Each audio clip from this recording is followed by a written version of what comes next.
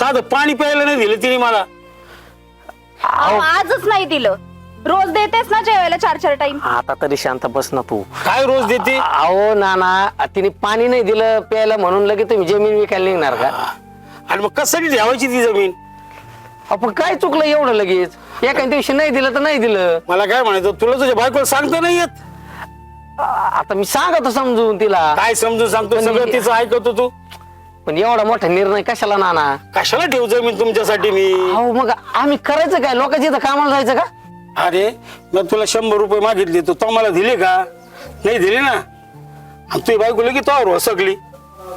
अहो नाना तुम्हाला 100 रुपये नाही दिले, जेवायला नाही दिलं, पाणी नाही दिलं म्हणून तुम्ही जर जमीन विकणार असेल तर अहो किंवा थोडा तरी विचार करा ना आमचा. काय विचार करायचा तुमचा? आता विचार करण्याच्या पलीकडे गेलं. ऐकणार म्हणजे ऐकणार फायनल. म्हणजे तुमचं फायनलच झालंय? हा हा. म्हणजे आमच्या दोघाचा नाहीच विचार करणार तुम्ही? काहीच विचार करणार नाही मी. यांचं ठरलंयच.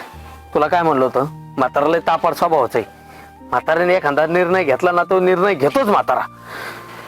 काय हरकत नाही, इकायचे तुम्ही इका. मी बी सरपंचाकडे जातो आणि सरपंचाला सांगतो हे तुमचे असे कारनामे. अहो आमचा थोडा तरी विचार करायला पाहिजे होता तुम्ही. इकायचे ना, थांबा सरपंचाला घरी घेऊनच येतो आणि मग सांगतो. हा जा जा जा, सांग काय सांगायचं कोणाला. बर बर, तू घे जेवण करून, मी येतो सरपंचाला घेऊन. बर मग सरपंच आले बघू.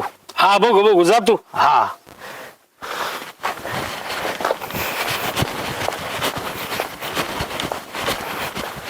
बघून घेऊ म्हणे. हो सरपंच, हा चला बरं लवकर. काय झालं काय? लय महत्वाचं काम आहे, चला लवकर. अरे बाबा इतक्या घाई घाईत आलाय तू, नेमकं झालं काय? ते म्हातारा आहे ना आमचं, जे मी निकाल निघालंय. अहो आमचा सुद्धा विचार करेना काय झालंय म्हाताराला, काही कळना.